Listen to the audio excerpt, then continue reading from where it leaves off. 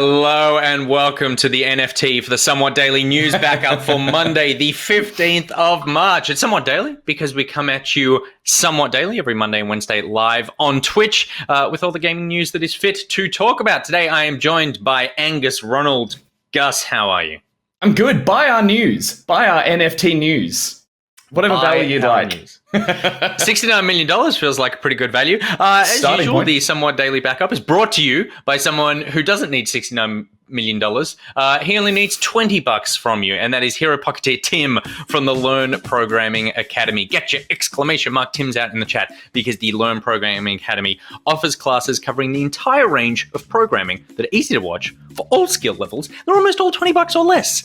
Tim will teach you how to code an NFT. I don't know if that's actually true. I haven't checked whether or not that's something that he provides, but he should if he's interested in making money. Head to lpa.dev/backpocket to download the custom Backpocket info guide on everything Tim has to offer and become the coding genius you never knew you were. But I know what Gus is, and Gus is raging for the news right now. So ready for the news. Let's keep it PG. It's a Monday morning, Nick. Raging. You're just excited. You're excited for the news. That's I'm so ready for news. Throw it at me. What do you got?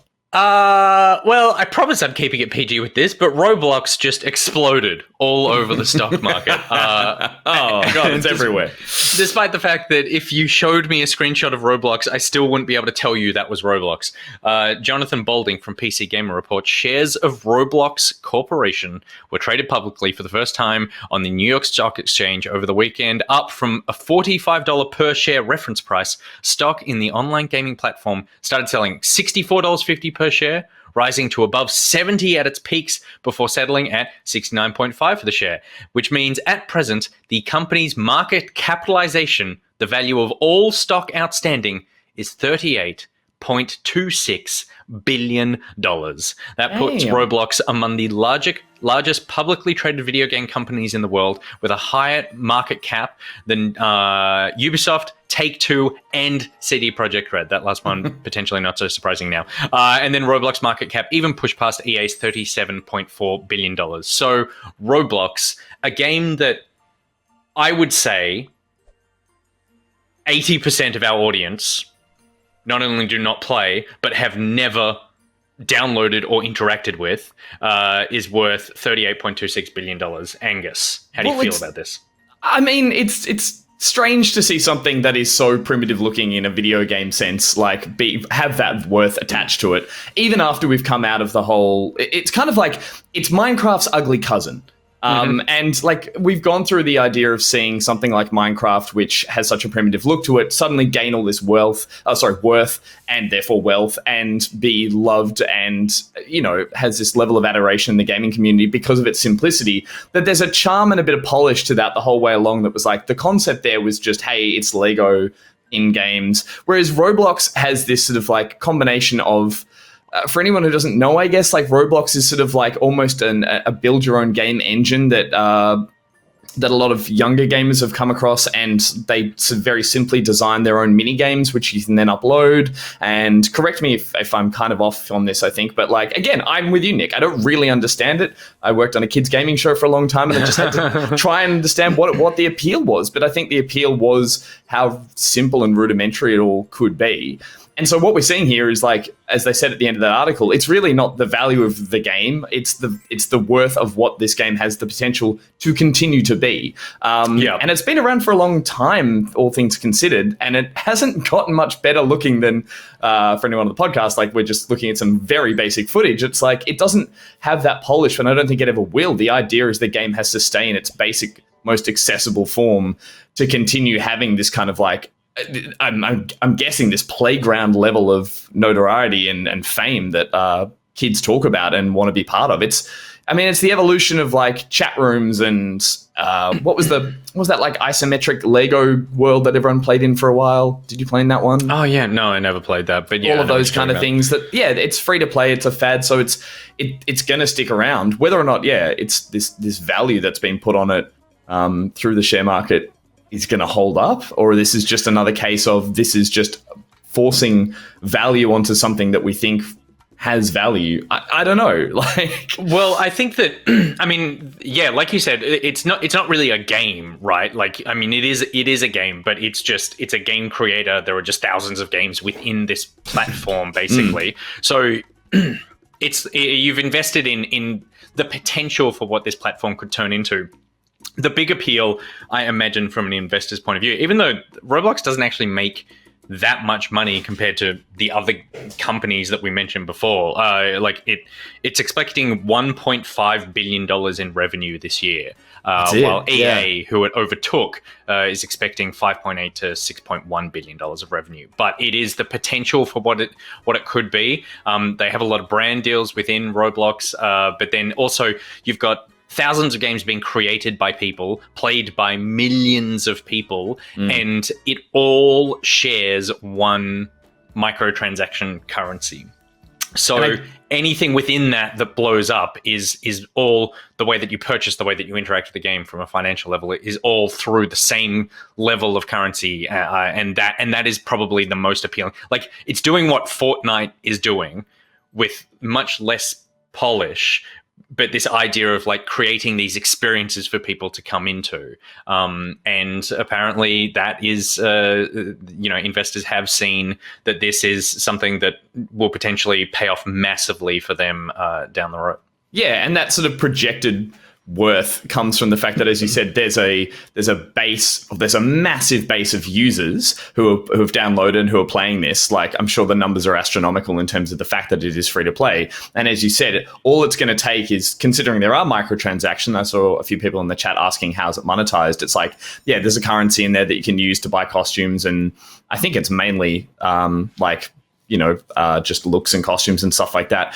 But all it's going to take is one revolutionary kind of like someone who's going to really jump on the best way to monetize this game. And that user base is there. So it has the potential to explode even further and suddenly just become this absolute massive moneymaker beyond, as you said, that sort of smaller worth earnings that it's making at the moment. So as I said, maybe they're seeing that as sort of a projected where it could go, and if it does, suddenly we're just going to see it as the biggest earner. It's going to GTA 5 it. It's just going to start just pulling in money constantly, and those investors are going to see a return, or they're going to have made the right choice. But it's weird. It's weird to see its floated value be far more than its earnings. But this is why I'm not an economist, Nick. And I mean, but that's like, to be honest, that's most companies when they go public. Twitter doesn't really make money, but it's got value inherently because people just believe one day they will figure out how to make money. That's true. That's kind of what happens when most public companies go public like this. The interesting thing about companies going public is that up until this point, as weird as it is to think about a game that is played by this many people, it's like it was an independent game, and now the company is beholden to shareholders. So how the game or the platform changes in response to the idea that they are now beholden to shareholder responsibilities, that they You're telling me there's a them. boardroom meeting where all these gentlemen in suits and women sit around in like business suits being like, it's a Roblox meeting, guys. Like it's they're having these serious business meetings around a game that when you look at it, you're like, what is this? I'm sorry, I still have to just say, like, it just looks like trash.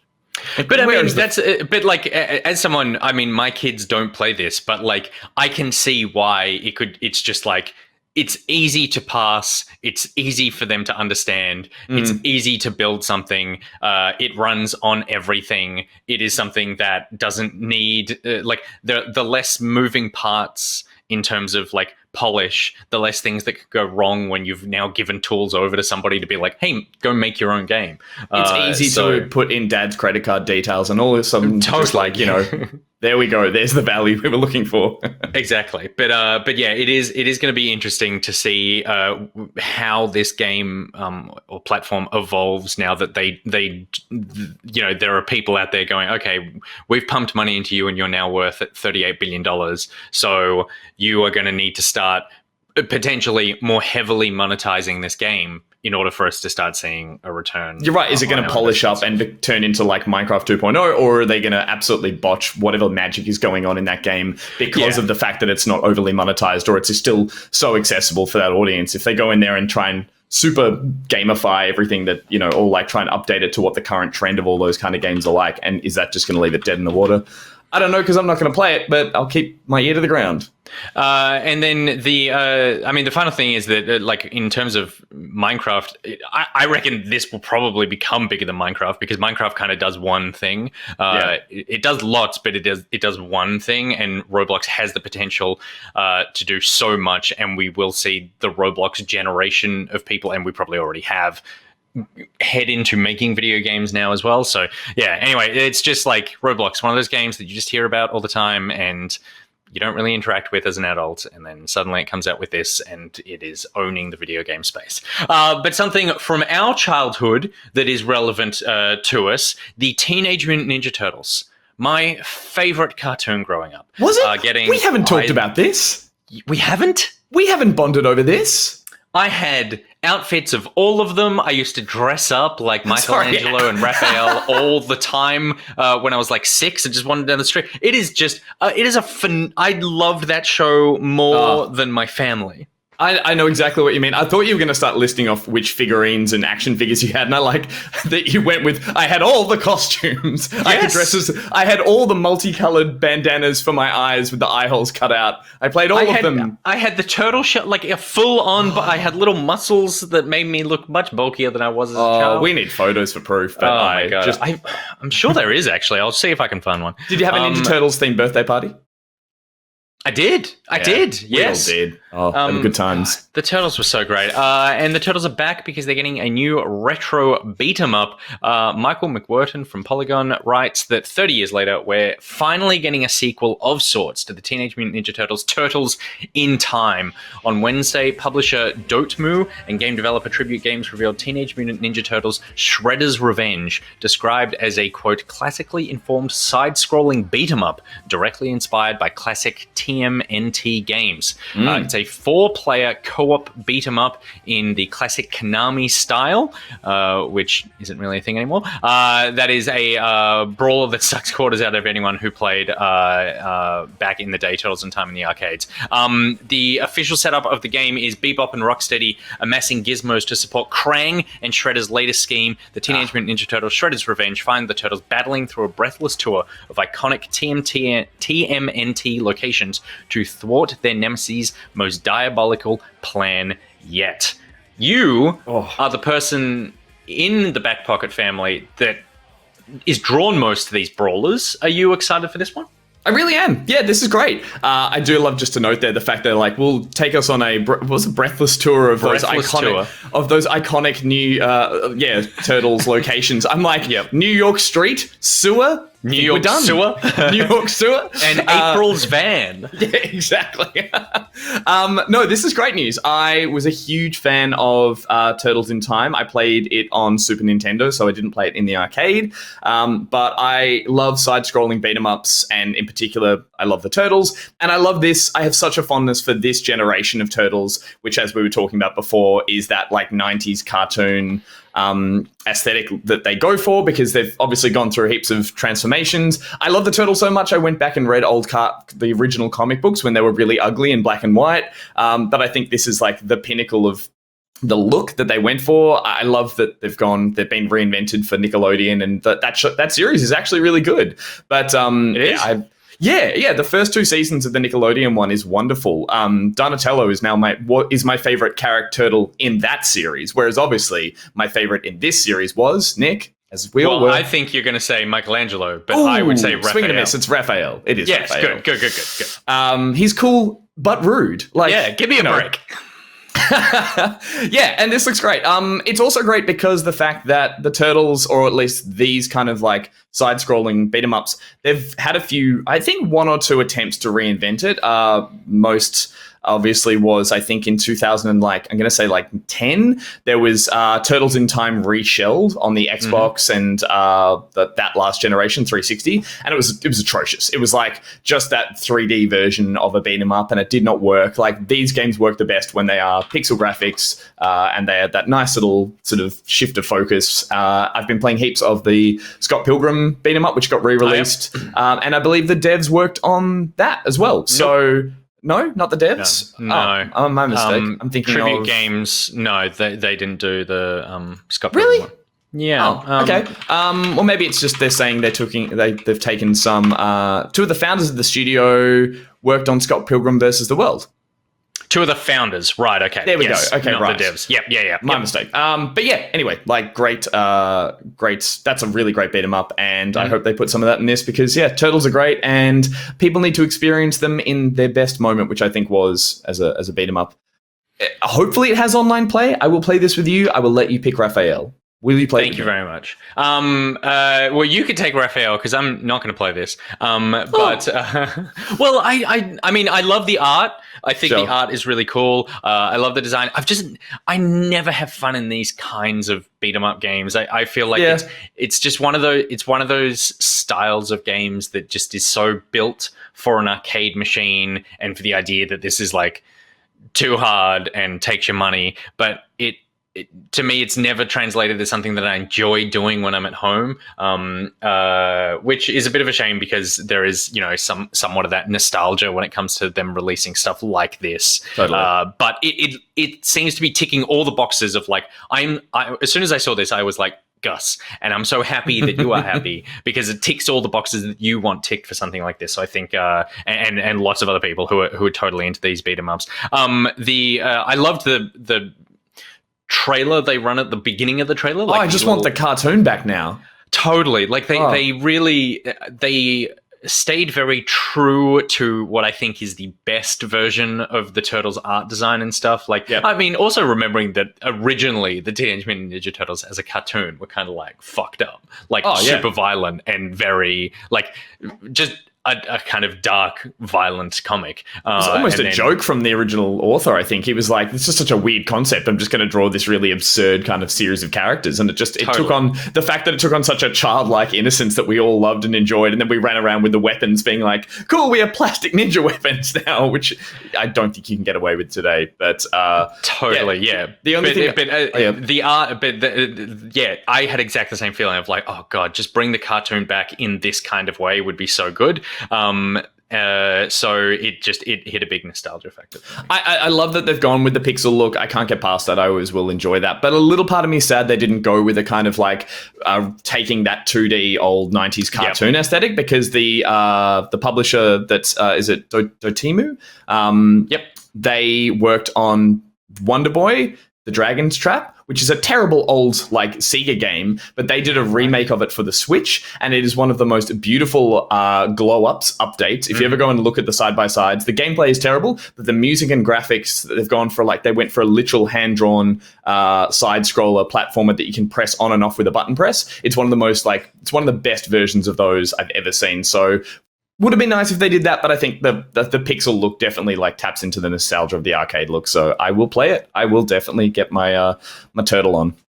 For sure. And then the final thing I'll mention is that in that sort of like animation at the beginning of the trailer, I was not crazy about the song when I first heard it, but I have watched it a few more times and I got a little more on board with it. It's actually Mike Patton from Faith No More who sings the song. And I think it actually just comes from that feeling of like, you have something so built into your soul and like musical muscle memory that when it's not exactly the same thing, it feels like someone has done it really wrong.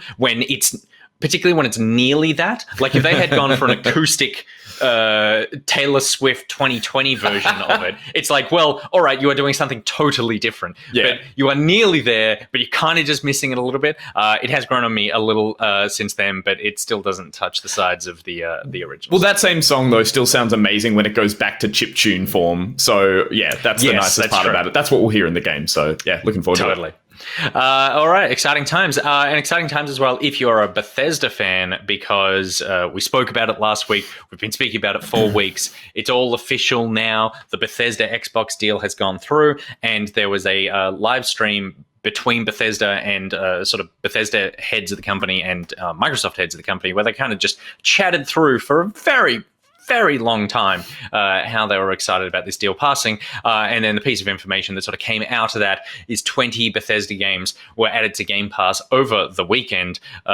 We have the 20 Bethesda software games as part of the Game Pass library include Dishonored Definitive Edition, Dishonored 2, Doom 93, Doom 2, Doom 3, Doom 64, Doom Eternal, not Doom 2016.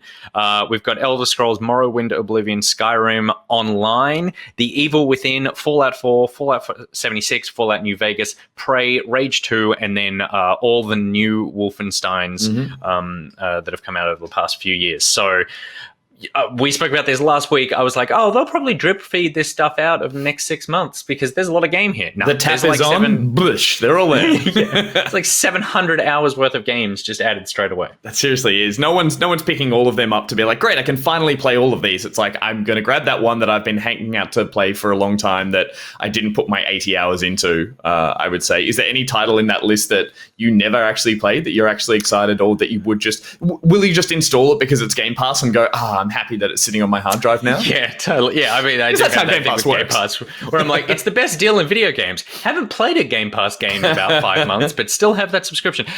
Yes, I mean, there's a couple of games on here I didn't play. Doom 2, Doom 3, I never played. I'm going to get a lot of shit for this, but I never played Morrowind or Oblivion. Everything else I have played except for the one that I probably will install and have been meaning to play for years, and that is Prey. Good man. I was going to say the same thing. That's the one that stuck out for me that I think I played the first maybe hour of and was like, this is great. And that has like a really great intro. I've done the exact same thing. I've played the first hour and I've done the whole like go to the building and go through that thing. The chopper flight thing and everything. Yep. And all the reveals happen and you're just like, oh shit. And then you're like, this is such a great groundwork for a mechanic and for a setting. I will just put it on pause. I'll come right back. I never came back, is what I'm saying there. Totally. So yeah, I'm actually pumped to install that, and just because people have just said it was like such a great reinvention of a one-off game that then they totally flipped the lid on, and like it looks amazing. Nothing else there. Everything else there I've played or touched on at least once and been like, oh, I've got my fill of all those kind of games. Remind me though, Fallout 76 has that gone free to play? I've totally forgotten. I've checked out on the Fallout 76 train. I thought it was. Oh god, I thought it was always free to play. Maybe they did that a long time ago, so therefore moving it to Game Pass is like not that unique. I'm just trying to remember where they landed on that. It's not free to play. No. You did have to buy it. So this is now the free to play version of it if you've got an Xbox, I guess. Yeah, I guess so. Yeah. Finally, the money of what it's worth.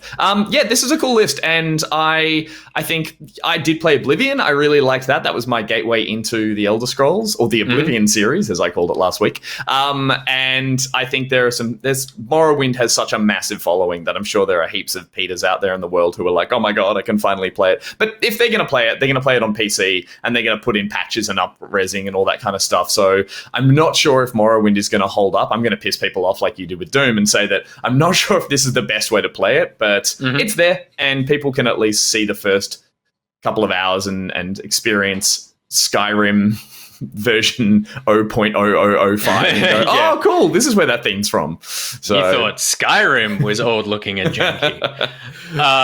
So big list of games there. And then the other big thing to come out of this was Phil Spencer.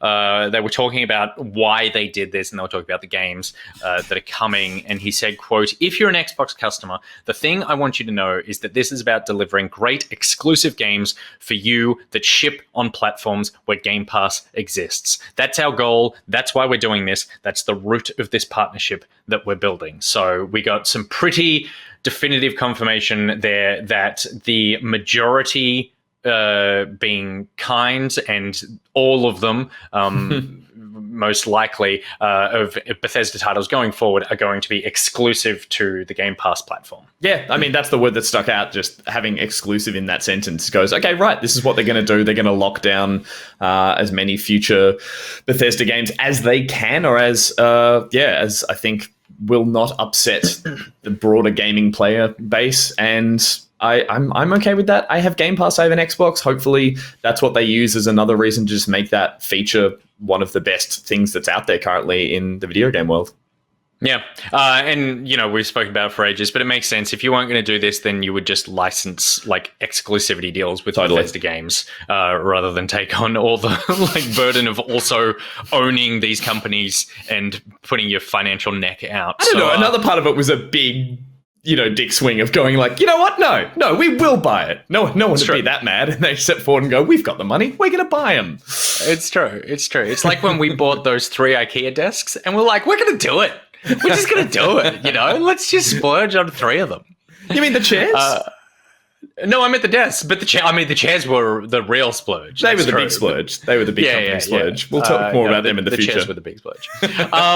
What we won't be talking about is what we did on Rust over the past couple of weeks, because it's all gone. If you live in Europe, a fire in a French data center wiped out all of Rust's European servers. Alex Walker from Kotaku reports the fire kicked off shortly before midnight local time on Friday, I believe it was, in Strasbourg, France, where cloud company OVH maintains some of its centers. It's the largest cloud computing firm in Europe, and the blaze completely destroyed one of its 4 data centers in the city. No one was hurt in the fire, according to a statement, but Rust lost about a month's worth of server data. Rust do this regular server wipe system, which means that you don't lose everything. They sort of back up their servers and then wipe them and reinstall them or something. So everyone's just sort of been reverted back by a month. But it also wasn't the only game affected.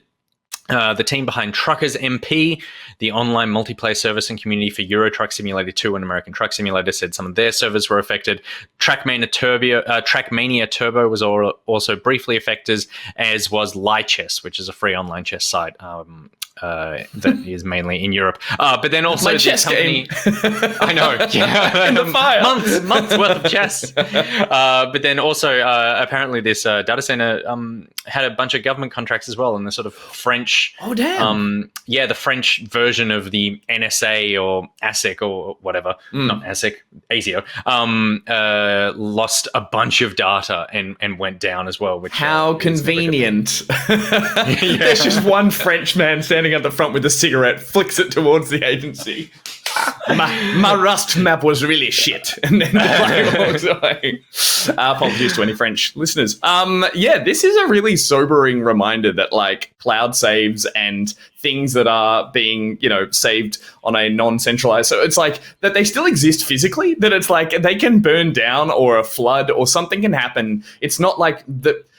The thing that reminded me here is that the cloud doesn't exist in the sense that it's always illustrated. It's the cloud is not up there. The cloud is just a computer somewhere else that can burn down, and suddenly you go, oh, my progress.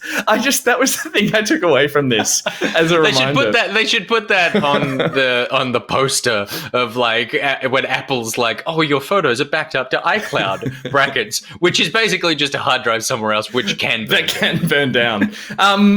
Yeah, and I mean, it's unfortunate that it happens to a game like Rust where people's progress is, it's a thing they might check in every day, and you're constantly building up. I didn't quite follow the bit where you were talking about the fact that are they still doing resets where you're keeping your character's progress, but say, because I remember we played a lot of those survival games where the map would get cleared from time to time, and you go, oh, cool, I'll just rebuild. So I'm not quite sure if what people were worried about losing here was long-term character progression, which I think it sounds like you said they lost maybe about a month's progress, versus you built your big mansion in Rust and that's gone. That has burnt down as well, which I don't understand, because I would have said I thought they did regularly. At least when I played Rust a long time ago, there were server wipes all the time, and it was just it's forced server wipes monthly. Yes, that's what it is. Okay, so it's basically you've lost a month worth of progress. You haven't lost years worth of progress because you lost that stuff last month. And I don't want to be the guy who's standing out the front of the burnt down house going oh, come on, you can just rebuild. But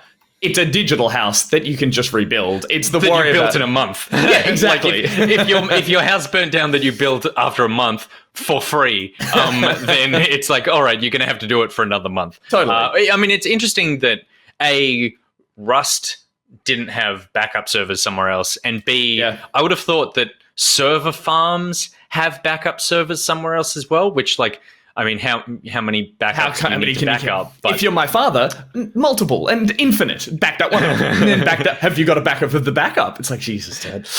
But in this case, it's like, well, if you are responsible for all of this data, then I would probably make sure all of that data is somewhere else as well. But yeah. But you do reach a point where it's like, where do you stop that? Nicrotech's asking, did Raj visit that data center? Probably. He was probably that Frenchman. With a French accent, yeah. Unfortunate because some of these games that you mentioned outside of Rust, I'm sure are doing very well for themselves, but sounded a little smaller fry in terms of how they were doing. So it's like, I hope they will come out of the other end of this okay. It's that worry that, maybe this is something that could absolutely wipe out a game if its player base chooses to walk away from it entirely. So keep Euro trucking is what I'm saying. If you're out there, keep Euro trucking. Good. Sound advice there from Angus. The final story to round us out, it's just a quick one, but Square Enix to reveal new Life is Strange and more in a March 18th live stream. So this is happening in a couple of days. I'm sure if significant stuff comes out of that, we'll talk about it in the news on Wednesday. Michael McWhorter from Polygon writes that Square Enix will be revealing a new Life is Strange game, present new details on upcoming and released games during a live digital showcase on Thursday, March 18th. The video presentation, known as Square Enix Presents, will focus primarily on Western games from the publisher, including Outriders, Marvel's Avengers, and the new Just Cause mobile game. Sorry, nothing in those three excite me in the slightest. I'm like, Outriders, that terrible game. Avengers, struggling. And Just Cause Mobile. Surprise me, Square Enix. I mean, what about Life is Strange? Did you like the Life is Strange games? I've never actually played them. I have a weird disconnect from them that I don't really understand the appeal of that genre of like indie middle American angsty teenage story that involves superpowers. Like that is just not a genre of kind of like, genre or just, I understand they're really good and I love that people really enjoy them, but it's also taken on this weird thing that they're like, the game series has seemed to be propelled forward by play-alongs, streaming, people reacting to it kind of thing. It's like, it's all kind of like watching a live-action youth novel, watching someone read out a young adult book, it's nothing about that really appeals to me, and I find it strange that it's created a series because it looked like a great one-off game to me. So I will keenly look at everyone and how they're enjoying and how they're receiving it, but it's not really a series for me. Did you play the first one? I did. I liked the first Life is Strange. It's good. The second one was a little more hit and miss for me. And then it was the little like the one, the short one, not Life is Strange, but yeah.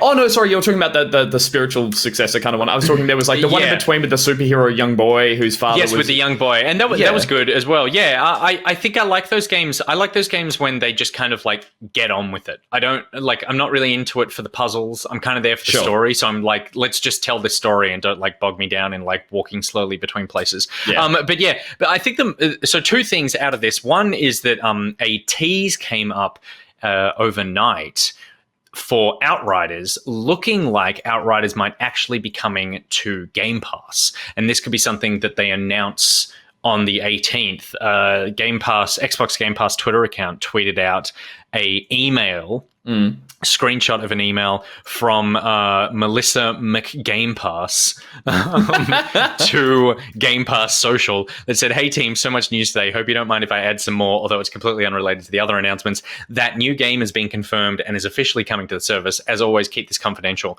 Before I go, I did have something I wanted to ask. Has anyone else noticed a mysterious signal appearing in the distance lately, or am I the anomaly in this situation?" Weird question, I know.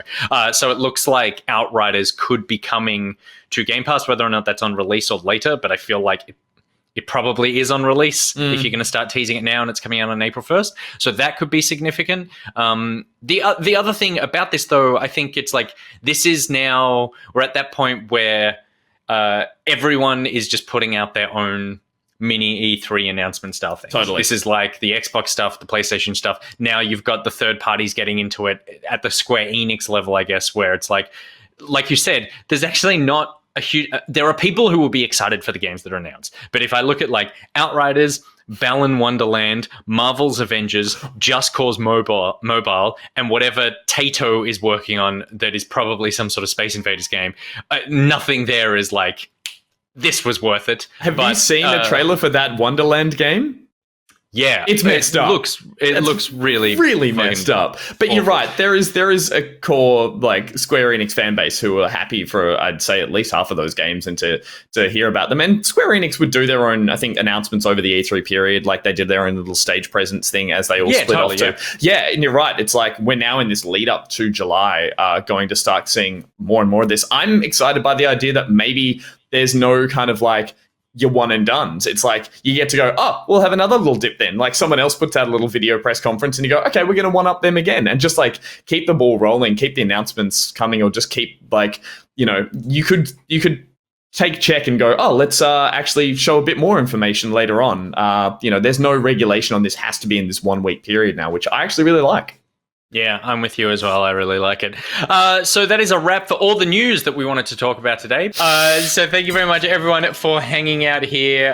Enjoy the rest of your week. We'll be back again for the Somewhat Daily Backup on Wednesday. We have the Thursday show Thursday evening at 7 p.m. Let's back it out.